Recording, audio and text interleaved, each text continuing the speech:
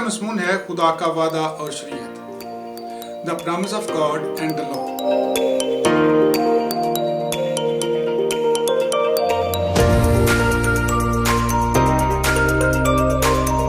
عزیز ناظرین، کتاب مقدس کی تعلیمات پر مبنی پروگرام بھرپور زندگی میں سڈنی آسٹریلیا سے آپ کو خوش آمدید کہتے ہیں. پالوس رسول کے غلطیوں کے نام خط پر ہم سٹڈی کر رہے تھے، لیکن کرسمس کے مبارک موقع پر ہم نے فیصلہ کیا کہ یسوع مسیح کی پیدائش پر کچھ ویڈیو بنائی جائیں. اس لیے غلطیوں کے خط کی سٹڈی ہمیں روکنی پڑی. آج ہم دوبارہ غلطیوں کا خط شروع کر رہے ہیں اور اپنے مضمون کا آغاز غلطیوں 3 باب سے کرتے ہیں. خدا کے وعدے کا پس منظر یہ ہے کہ ہزاروں سال گزرے جب خدا نے ابراہیم کے ساتھ وعدہ کیا تھا کہ زمین کے سب قبیلے تیری نسل کے وسیلہ سے برکت پائیں گے. یہ وعدہ صرف ابراہیم کے فائدے کے لیے نہیں تھا، بلکہ دنیا کے ہر شخص کے فائدے کے لیے تھا. یہ ایک انتہائی اہم وعدہ تھا. یہ ناقابل تردید وعدہ تھا. بائبل کی زبان میں اسے ہم عہد کہتے ہیں. یہ خدا کی لازوال محبت کا عہد تھا. لیکن نسل انسانی خدا کے وعدے پر یقین کرنے کی بجائے اپنے نیک اعمال سے خدا کی برکت حاصل کرنے کی کوشش کرنے لگی. پولس کی زبانی وہ اپنے نیک اعمال سے راستہ بازی حاصل کرنا چاہتے تھے. لیکن یاد رہے کہ مسیحیت اعمال پر مبنی مذہب نہیں ہے، بلکہ وعدے پر مبنی تعلق ہے. اس لیے اگر ہم نجات حاصل کرنے کے لیے اپنے نیک اعمال پر انحصار کریں تو کوئی شخص بھی آسمان پر نہیں جا سکے گا. اس لیے پولس دلیل دیتا ہے کہ شریعت خدا کا وعدہ منسوخ نہیں کرتی. ہم غلطیوں 3 باب اس کی 15 اور 16 آیات پڑھتے ہیں. اے بھائیو، میں انسان کے طور پر کہتا ہوں کہ اگرچہ آدمی کا عہد ہو، جب اس کی تصدیق ہو گئی تو کوئی اس کو باطل نہیں کرتا اور نہ ہی اس پر کچھ بڑھاتا ہے. پس ابراہیم اور اس کی نسل سے وعدے کیے گئے. وہ یہ نہیں کہتا کہ نسلوں سے، جیسا بہتوں کے واسطے کہا جاتا ہے، بلکہ جیسا ایک کے واسطے کہ تیری نسل کو، اور وہ مسیح ہے. لفظ عہد سے مراد ہے کہ 2 اشخاص یا پارٹیوں کے درمیان معاہدہ. اگر کسی معاہدے کی تصدیق ہو جائے تو وہ تبدیل نہیں ہوتا. اس لیے ابراہیم کے ساتھ خدا کا معاہدہ تو ضرور ہی قائم رہے گا، اور وہ وعدہ ابراہیم کی نسل سے کیا گیا ہے، اور ابراہیم کی روحانی نسل مسیح ہے. ہم خدا کا ابراہیم کے ساتھ عہد توریت میں سے پڑھتے ہیں. پیدائش 12 باب پہلی 3 آیات. اور خداوند نے ابراہیم سے کہا کہ تو اپنے وطن اور اپنے نادہ داروں کے بیچ سے اور اپنے باپ کے گھر سے نکل کر اس ملک میں جا جو میں تجھے دکھاؤں گا، اور میں تجھے ایک بڑی قوم بناؤں گا اور برکت دوں گا اور تیرا نام سرفراز کروں گا، سو تو باعث برکت ہوگا. جو تجھے مبارک کہیں ان کو میں برکت دوں گا، اور جو تجھ پر لعنت کرے اس پر میں لعنت کروں گا، اور زمین کے سب قبیلے تیرے وسیلہ سے برکت پائیں گے. اس وعدے کا لفظی اور فوری مطلب ملک کنعان تھا، جو خدا نے ابراہیم کی جسمانی اولاد کو عطا کیا تھا. لیکن اس سے بڑھ کر یہ بھی وعدہ تھا کہ ابراہیم کی نسل کے وسیلہ سے زمین کی سب قومیں برکت پائیں گی.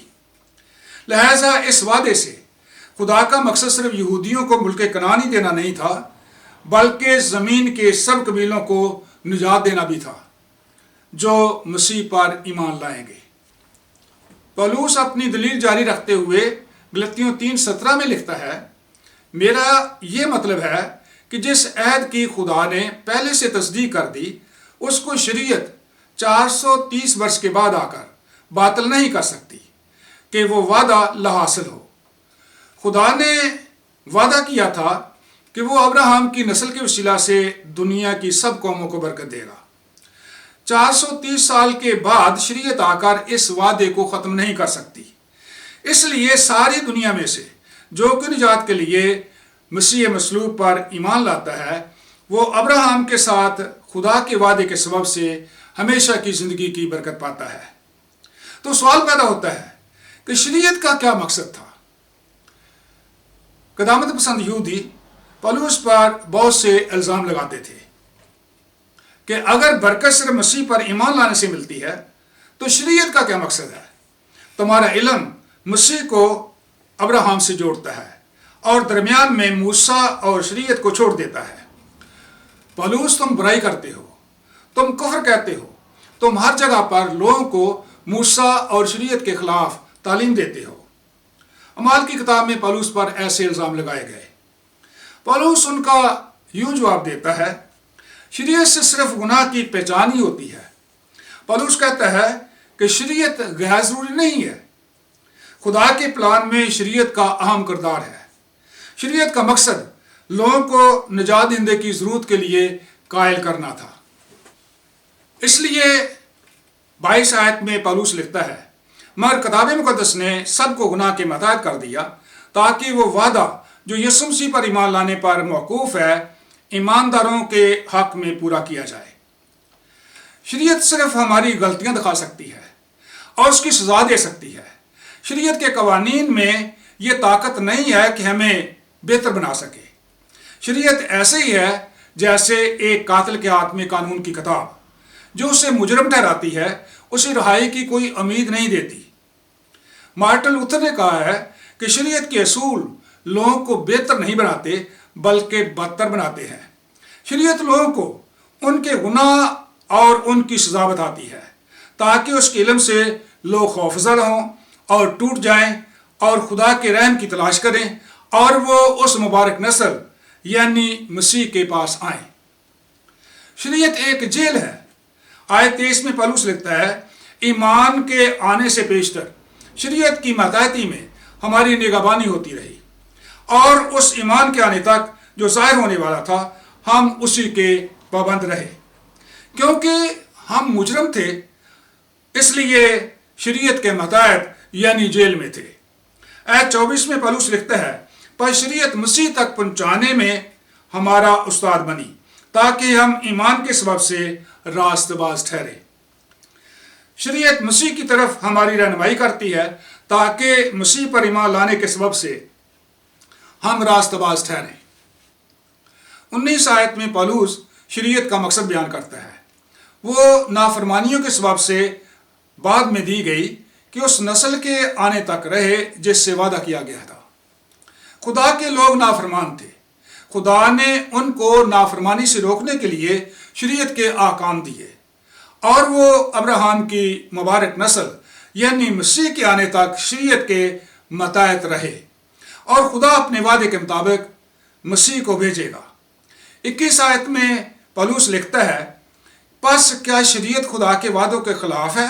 ہرگز نہیں، کیونکہ اگر کوئی ایسی شریعت دی جاتی جو زندگی بخش سکتی تو راست بازی شریعت کے سبب سے ہوتی۔ پولس کہتا ہے کہ شریعت خدا کے وعدوں کے خلاف نہیں ہے اور نہ ہی شریعت کے وسیلہ سے راست بازی حاصل ہوتی ہے۔ شریعت ہمیں سکھاتی ہے کہ ہمیں نجات دہندہ کی ضرورت ہے۔ 25 آیت میں پولس نتیجہ نکالتا ہے، مگر جب ایمان آ چکا تو ہم استاد کے ماتحت نہیں رہے۔ شریعت نے ہمیں مسیح کے لیے تیار کر دیا، شریعت کا کام پورا ہو گیا، وعدے کی تکمیل ہو گئی اور مسیح آ گیا، اور مسیح پر ایمان لانے سے روح القدس ہمیں انعام میں ملتا ہے اور ہم روح کی ہدایت سے چلتے ہیں اور اب ہم شریعت کے ماتحت نہیں رہے۔ عزیزو، خدا کا ابراہم کے ساتھ وعدہ ہے کہ تیری نسل کے وسیلہ سے زمین کے سب قبیلے برکت پائیں گے، اور ابراہم کی روحانی نسل مسیح ہے۔ اس لیے یسوع مسیح پر ایمان لائیں اور خدا کے وعدے کے مطابق ہمیشہ کی زندگی پائیں۔ God bless you.